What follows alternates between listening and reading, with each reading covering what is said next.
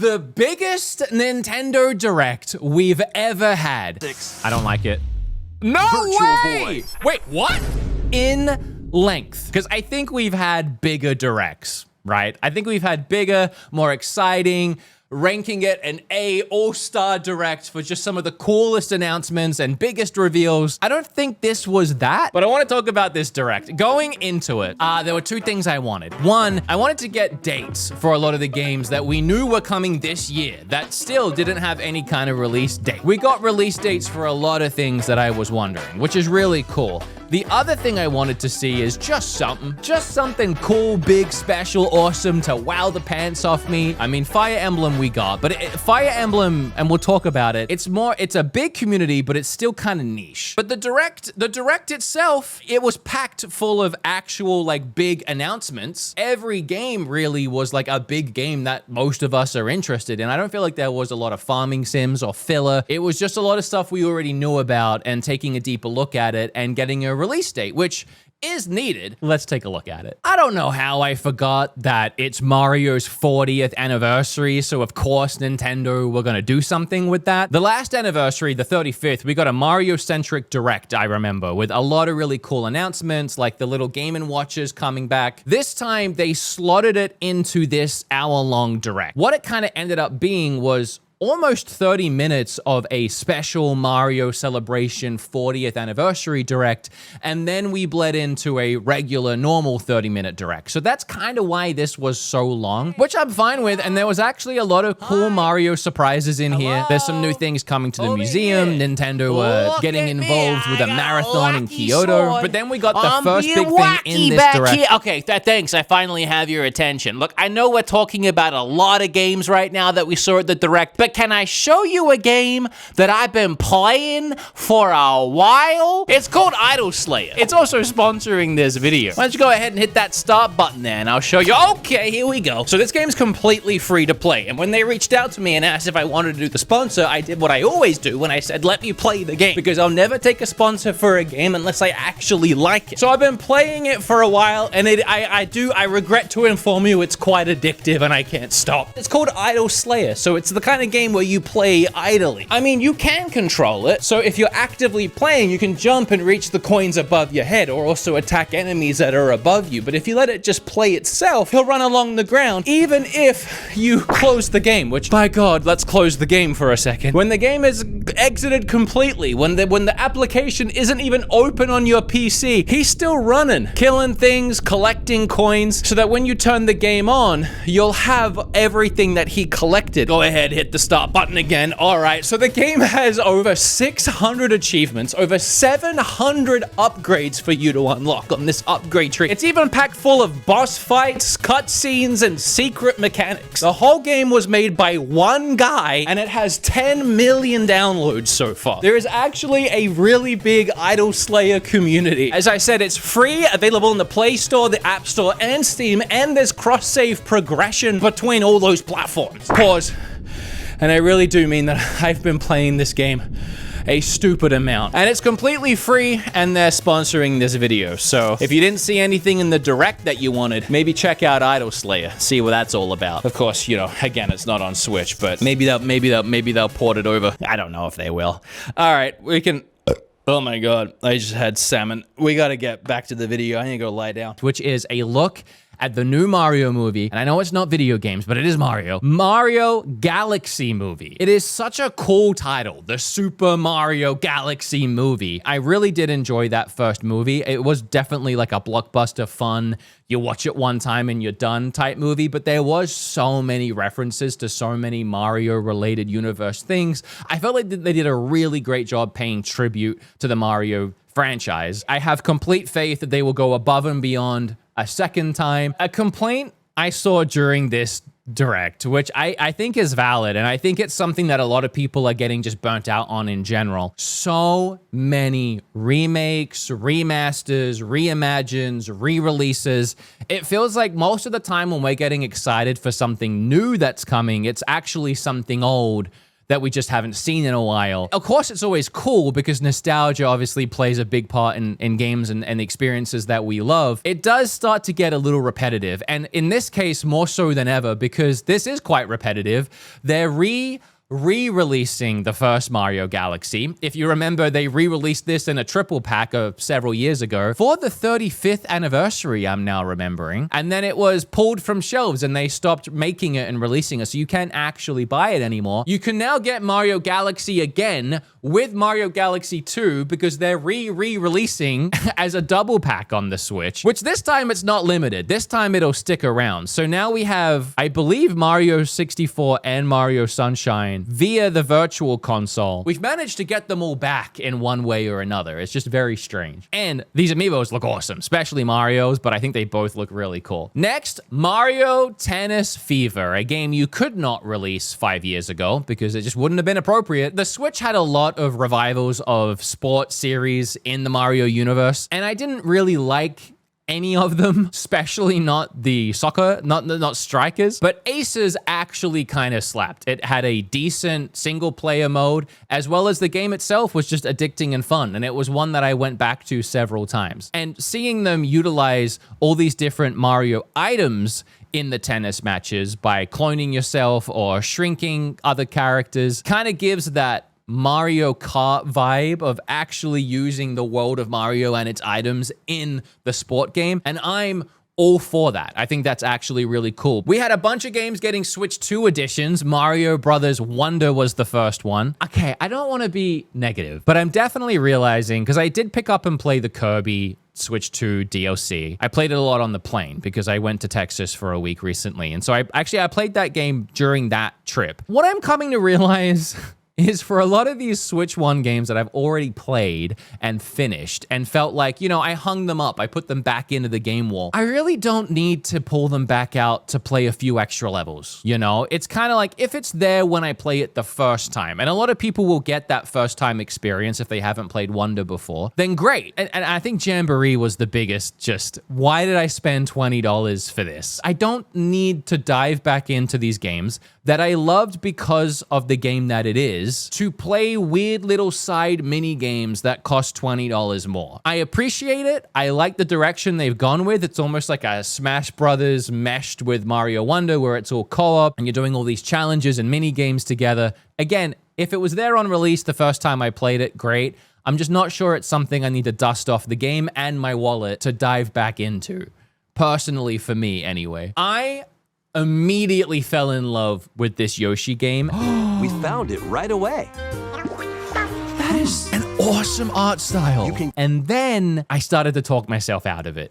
Okay, so hear me out. Love the art style. This like claymation, low frame rate art style, mimicking, you know, Yoshi's Island and the older games. Kim is gonna lose her mind when she sees this. I can't wait to show her. And I got really excited. My first thought was, I really hope this game is challenging. I hope it's harder than the last Yoshi Crafted World or whatever the Switch game was called, because I remember Kim and I blasted through that in a few hours. And we felt like it was a little bit of a baby's game, right? So when I saw this, I was like, oh, please go back more to the roots of like the platforming Super Nintendo Yoshi. But the more I looked at it, and the more I listened and heard the title, it was all like book themed, the more I started to realize it's kind of like, I think, more of like a storybook style casual adventure. It's kind of giving me Princess Peach Showtime almost, with like little diorama areas, at least because every screenshot I see is very like minimal and flat, and maybe like a little puzzle or like a quick jump, but nothing that really screams Yoshi's Island to me, you know what I mean? But I still really like the art style, and I hope I'm wrong. So that was the Mario 40th portion of this Direct, and it took up almost half of it, as I said. Then we immediately dive into some third-party stuff, like this game,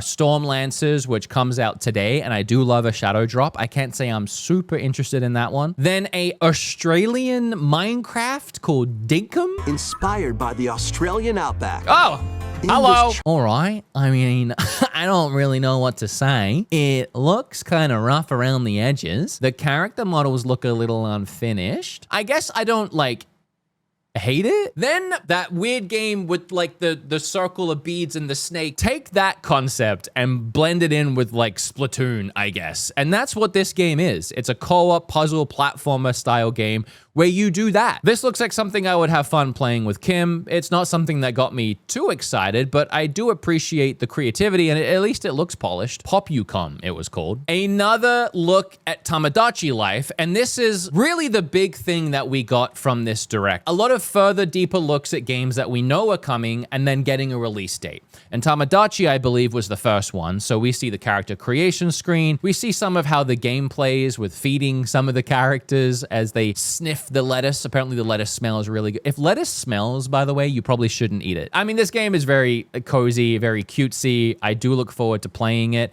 I also think if Animal Crossing is in the works, I think the reveal is being held up by the fact that we're, you know, focusing the cozy, casual gamers towards Tamagotchi life right now. And while we didn't get an actual release date, we still know it's 2026. It at least got narrowed down to spring, a Mortal Kombat collection. Then we had another look at Final Fantasy, which this game is shaping up to look incredible on the Switch too. Just visually very cool, even competing with the PlayStation 5. 6 months in is a little longer than I would have liked, but prospectively, since we're going to be stuck with this console for several years, I guess 6 months isn't that bad. And Hades 2, I couldn't be more excited for this. Oh, Hades. Okay, Hades 2.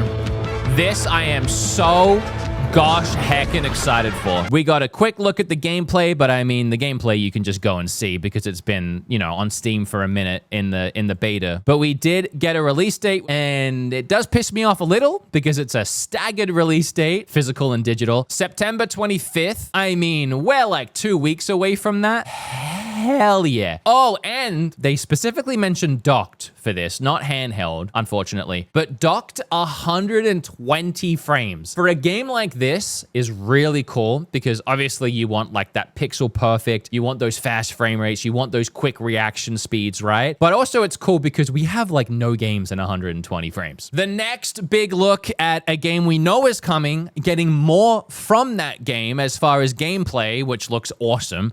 And then also a release date, which I don't believe we had. This is, again, what I was looking for out of this direct. Hyrule Warriors games on Nintendo hardware has historically had horrible frame rate issues because you just have so many enemies and so much action on the screen that the frame just tanks. The 3DS version was the worst for it, but the Switch version wasn't much better. So utilizing the Switch 2's power, I was really hoping that we would not have any frame issues. And sure enough, I think this game, in the gameplay we see here, is running really smooth with really high quality, high definition graphics, some really nice lighting, animations, background, scenery, floor textures, ground textures.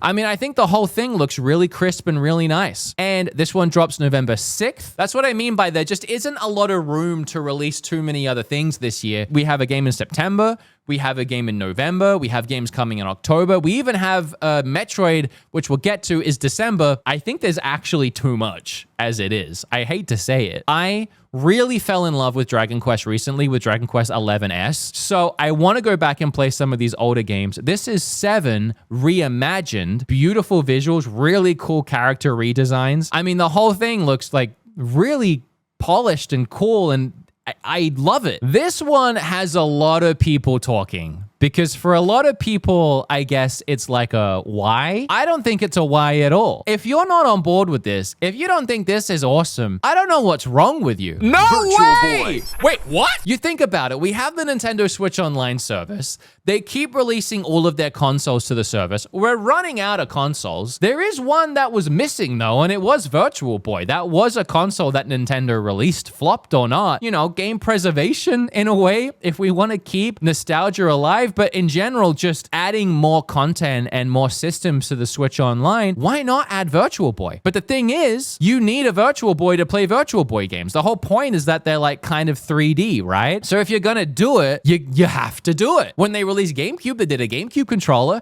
When they did 64, they did a 64 controller. Are you kidding? Oh my God. Guys, get over it. This is awesome. This is really cool. This is such a like relic, forgotten about, untalked about. Other than putting it in museums and on showcases in stores, they don't mention the Virtual Boy ever. So for them to actually call attention to it and then re-release it in a way, it's just like owning that piece of history and giving us that piece of history in a way that like most people have never had a chance to experience. I honestly think this is so cool. All right, and then another remake, remaster, Fatal Frame 2. I think this game looks great. We have Resident Evil 9 coming up soon, and the way that obviously it downscales a bit to fit on the Switch visually, right? This game ends up looking pretty comparable to that game, I think. I mean, this game looks really nice. It is a remake, or it is a remaster, I suppose, and people are getting sick of so many remasters, but again, like the Virtual Boy, when it's something that a lot of people haven't had a chance to experience and it still looks this good and it's actually a really good game, what's the harm? I'm all for it. Then a bunch of games got Switch 2 upgrades, including the One Piece Warriors game. Overcooked 2 added cameras in, but I love that this indie game got to collaborate closer with the dev units that apparently have been really hard to get for Switch 2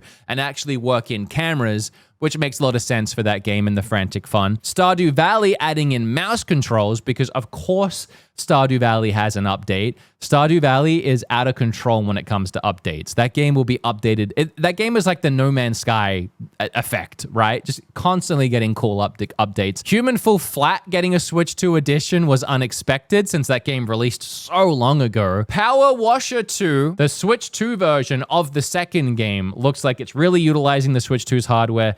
Really clean and really crisp, and looks like a great way to play the game. Also, I'm not sure if they talked about motion controls, but that's definitely an advantage the Switch would have. Like mouse controls, one, and also motion controls would be really cool. Not only did I not expect Suika Game to get a sequel, but to get one that was so heavily pushed in a big direct also. I mean, this game was just like I thought like a throwaway $1 little puzzle game that took the world by storm. When I was live, I said, I need something big at this point. Then immediately this loaded up and I was like,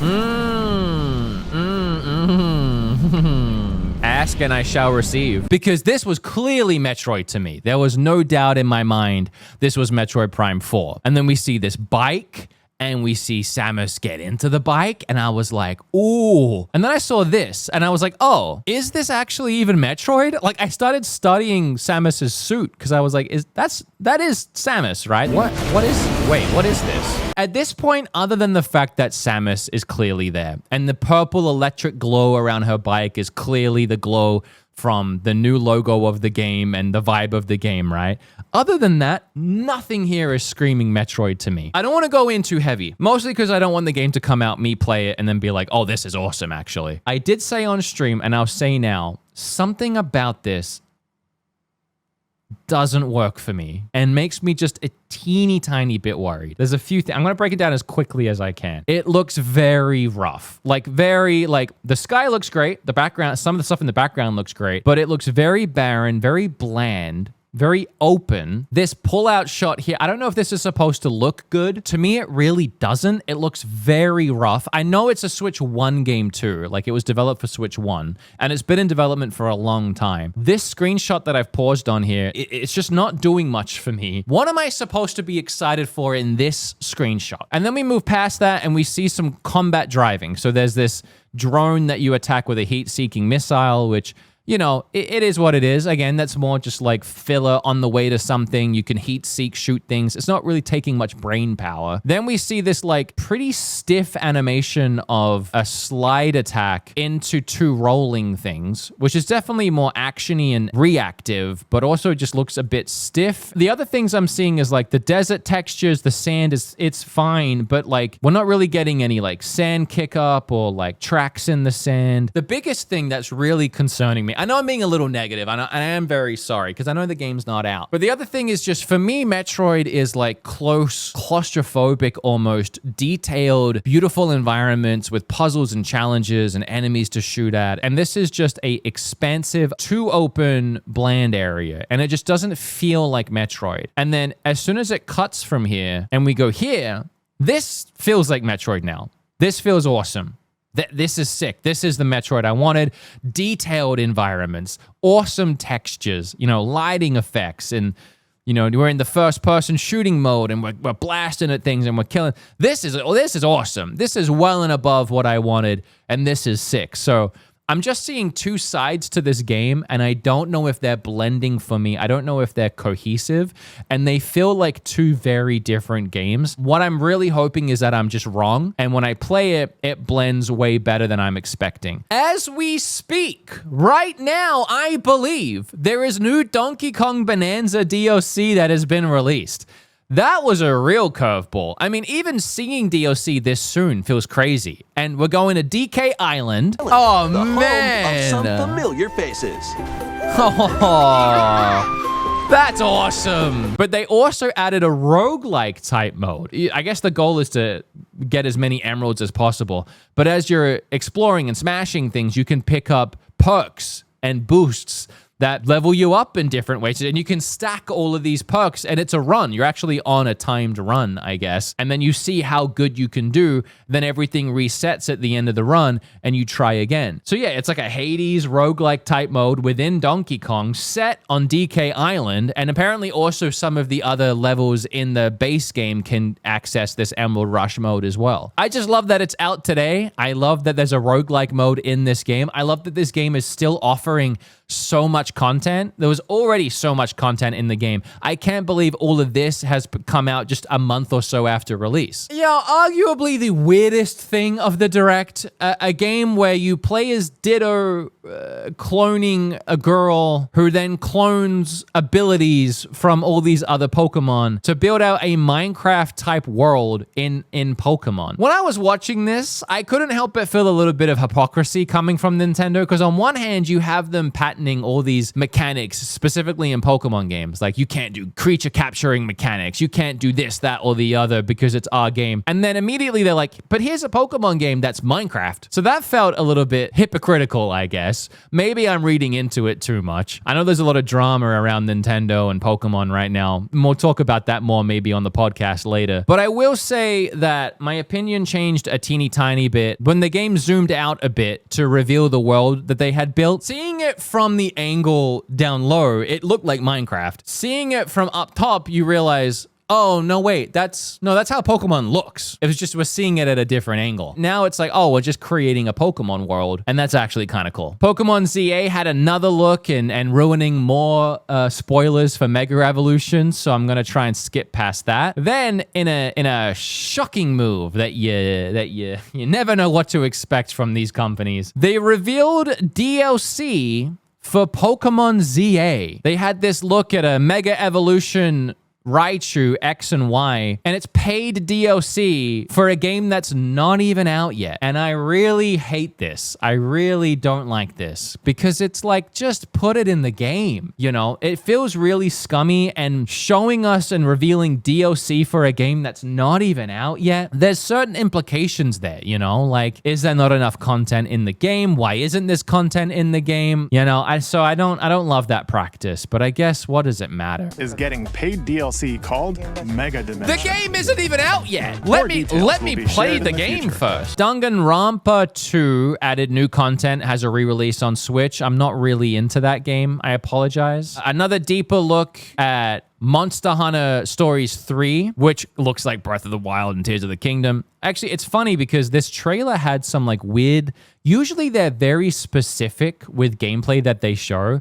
And I couldn't help but feel like they showed some like non-perfect gameplay. Like climbing the rock here, he kind of glitches out a little. You see that like shake to the side? And then there's another moment where they jump off the edge of a cliff here and they kind of collide into each other and then overlap and then space out. I don't care. I'm not like, I don't have criticism here. It's more that whenever you see gameplay trailers, the developers and the publishers usually scrutinize over the clips they show and they make them look as good as possible. It looks like they just recorded this yesterday and they just were trying to be quick, you know, which I appreciate in a weird way. Then a sizzle reel of things that we already knew were coming. Then I think the most surprising thing of the whole event is Resident Evil 9 coming February 27th, I believe, which is the same day as everywhere else. This is really, really cool. Wait, isn't this The newest Resident Evil? That's kind of fantastic, actually. I did not expect that because it's a brand new AAA polished game that everyone's really excited for, that we're getting day one on Switch 2. I think you really have to acknowledge what's happening here because Switch 1 really struggled to do that. And they usually always came like 6 months later because developers would have to try and figure out how to get the game on Switch. This is just something that didn't happen a lot on Switch 1. And seeing that it could happen and it's possible to happen on Switch 2 moving forward is really cool. A lot of people were expecting to see Resident Evil 7 getting a non-cloud version, which it did. 7 and 8 are also coming. But to get 9 is, I think it's just really cool and really mind-blowing. I was really taken aback by this. The Switch 2 can really compete, which is really cool. That said, and I use the word compete in the sense of it can have the game, right? Because I use it a bit loosely. Because while 7 and 8 I actually felt looked pretty solid visually, you know that all of these games are running at 30 FPS. And this new 9 also like definitely running at 30 FPS looks fantastic, but you can see the compromises they had to make visually, right? Like the hair is usually a big thing that stands out for me, just looking a bit stiff. Some of the textures looking a bit more low res than other places. I have two ways of thinking. One, I love that it's here and I think it's really impressive, but there's a compromise. Yes, you can play it portably, but at the same time, when it comes to a big AAA game I'm excited for, like Resident Evil 9, you know, a lot of people have PlayStation 5s, if not a Pro. If I'm going to spend the money, if I'm going to spend the $60, $70, even me, I'm gonna buy it on PlayStation 5 Pro because I have the option. And also I want to sit down on my couch. I want to put some mood lighting on. I want to turn the lights down and I want to be blown away by a new AAA game. You know what I mean? Like, I love that. Of course I love that. I want that experience. And I could put it on my Switch too, like a docket, but I know it's going to be 30 FPS and it's going to be 1080p. Then finally, an hour direct, which by the way, it's an hour direct and I am 59 minutes and 9 seconds into recording my reaction. I know it's been edited down, but I've talked about everything in here because there is so much to talk about. Fire Emblem. All right, you guys were right. It's Fire Emblem. So, hear me out. Not a massive Fire Emblem fan. However, I appreciate the franchise and I love Three Houses. I am a big Persona fan and Three Houses blended a lot of what I love about Persona and added it into Fire Emblem. And I actually fell in love with the gameplay, the visuals, the story, all of it. When Engage came out, I was excited, of course, to play a second Fire Emblem on my Switch, and it was not the same. So I can't tell by looking at this if this game is more like Engage or more like Three Houses, because those are very different games. But visually, it looks way more like Three Houses. It's gritty, it's in this Colosseum, it looks more medieval. The gameplay, as far as the combat, doesn't look like the poppy, kind of mobile looking. It looks more like the gritty Fire Emblem Three Houses that I liked. And there was one quick split second of running through like the Colosseum town area. That's all we saw of the outside of combat gameplay. So I do personally have my hopes up that this will be like Three Houses with some like relationship management aspects, some day and night cycle aspects, some really getting to know your characters outside of the battle aspects and that Persona vibe, I guess. Because if this is that, then I am going to be so excited for that. If it's more traditional, I'm going to give it a shot, but I'm not as excited. So I'm kind of sat on the fence with this one. I wish it was more clear so I could be more excited, but I'm definitely hopeful. And I think that just said 2026. And that is the biggest Nintendo Direct we've ever had. Response was mixed when I was live. I polled chat and a lot of people said C, a lot of people said D, and then some people said B. So it was kind of in that mix of like mid, right? We got answers, we got release dates, we got deep dives, we got some reveals, we got interesting and cool remasters. But the biggest part, I think, is you can skip around almost anywhere in the 60 minutes of this event and you're going to land on a big IP. You're going to land on Metroid. You're going to land on Dragon Quest. You're going to land on Hades. You're going to land on Outback. Never mind. You're going to land on Yoshi. You're going to land on Donkey Kong. You're going to land on Pokemon. There wasn't a ton of filler. Yes, there was a random Outback game. Yes, there was a couple. There was a Suika watermelon. I'm just clicking around. There's the Zelda, you know. There's Tamagotchi Life. The whole thing was like actual big, like important things. It was all the cool IPs and franchises, announcements and reveals and things that are actually exciting and that actually showcase what the Switch 2 is capable of and actually giving us release dates. So as a informational update, I think it was stellar. For what I wanted out of it in that way, it may as well have been an A. I mean, it gave me that side of what I was looking for. For everything other than off the top of my head, Splatoon Raiders, I think was the only thing I didn't get. For new and exciting things that got me up on my chair, I would probably give it a C. I'm not dancing for the Virtual Boy, but I do think it's cool. I would love to know what you thought of this very long direct. Hit like, subscribe. I'm going to try going live with my podcast if I'm awake later today. I might even go live on Twitch if I'm awake later today and play some Donkey Kong. But I really want to know your thoughts on all of this. So yeah, let me know down below. Okay, love you. Bye. Thanks for watching.